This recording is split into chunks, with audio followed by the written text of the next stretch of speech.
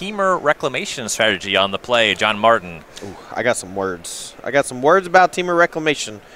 John Martin here, a man after my own heart. You can check out the deck list on the Cardboard Live extension. 2 copies of Ionize, that's the standout for me. That's a weird one. Along with 1 Spell Pierce. That's his protection against those mirror matches, effectively, or the combo-based decks. This deck looks pretty sweet, though, using Wilderness Reclamation, not with Nexus of Fate, but instead going for those big expansion explosions. We have a number of Azorius aggro players in the field. Tom Ross, the lone player from a mono-white build of the deck, and he is curving out in this game. 2 Dauntless Bodyguards and a Hunted Witness to start. Yeah, and this is a pretty solid start from the mono-white aggro deck, allowing Tom to apply basically max pressure with that triple 1-drop draw. Followed up by Banage Marshall here. That is a ton of damage, but Lightning Strike's going to save him a few points. Yeah, still 5 coming across, though, and 2 on the previous turn. Martin's at 13 and no third land drop. I know drop. those feels. I'm sorry, John. That's what happened to me and when I played the deck. Sometimes you just miss your third land drop. I was playing 26. How did it go so wrong?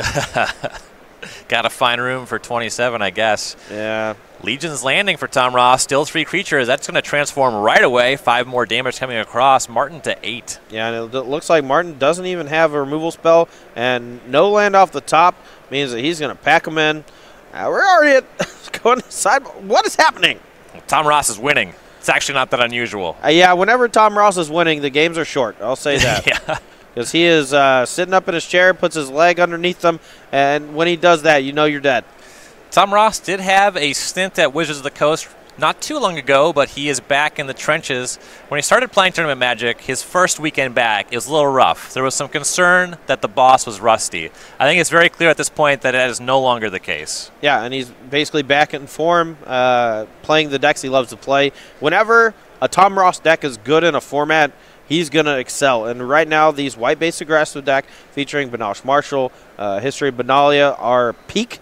And he's even chosen a different version here than, I would say, the norm. And 8-2 so far, and up a game here in round 11. If you check out the What We Would Play column over on StarCityGames.com, I picked Azorius aggro as the deck that I would play. Just copy and pasted Hagen's list. Smart. And Tom Ross is playing mono white. And what I like about it is my concern is that at some point players will start to try to beat the white aggressive decks, and I think Settle the Wreckage is an underplayed card in that regard. That's why the blue splash can be pretty important. You want your Disdainful Strokes, your negates. Right. But Tom Ross is just saying, you know what? People are still on Kaya's Wrath. People are still on garbage that you can beat anyway, and he's just going to play Unbreakable Formation, stick to just basic planes.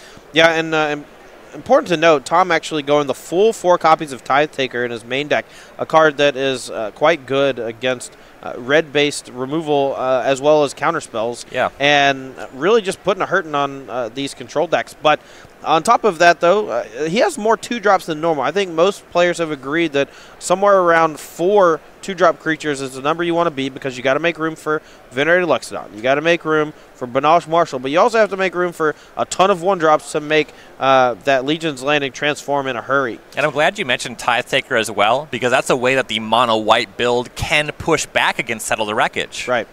And Tithe Taker, I think, is just a very strong card that hasn't seen enough play, in my opinion. It seems like perfect for these aggressive decks, and we'll see if it has any real impact here against this Teamer Reclamation strategy. Notably, the Teamer Reclamation deck does play mostly at instant speed, but does a lot of that instant speed stuff on its own in-step thanks to the giant mana generation of Wilderness Reclamation. And while the mono-white build doesn't get counterspells, Ross's sideboard has 2 copies of Demystify, which lets you fight over those reclamations. Yes, the white spell pierce, as Tom Ross calls it. That's no joke. That's great. Yeah. Demystify is not one that we actually get to see too often, because there are usually better options. But for this mono-white deck with a very low land count, 1 mana to destroy an enchantment is all you need. There aren't a lot of artifacts running around right now, and that's usually the downfall of something like Demystify, is when the format contains a bunch of artifacts, and you need those sideboard disenchant-esque effects to be able to be a bit more versatile. I believe Demystify was first printed in Urza block many years ago. You know, the enchantment block. So you needed to have enchantment hate. Oh, no. Oh, no. I saw a thing. I'm pretty sure Tom thinks his opponent is on Teamer Drakes. Baffling End coming in is what you're saying? Potentially some Teamer Explore deck. I didn't see Baffling End come in. What I did see, Tom boarded out a History of Benalia, which is really good in this matchup. I think he also boarded in Tecatli Honor Guard, which is not very good in this matchup. Yeah. The 3 copies of Niv Mizzet are the only creatures in the main deck. And then the sideboard has like some Thorn Lieutenants, which, for one, I want to talk about that in a second. But as well as 1 copy of Rekindling Phoenix. John Martin, very smart guy.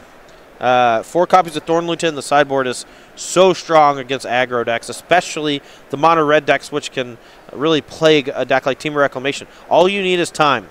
And something like Thorn Lieutenant, it's a great way to put a roadblock in front of those early creatures because it has 3 toughness. But if they ever decide to throw a Lightning Strike or Lava Coil at it, you get a 1/1 that blocks as well. Just a really solid addition to the sideboard and something that I'm happy to see John Martin exploring. Martin's game 1 plays were 2 lands and a Lightning Strike. That was it. Right.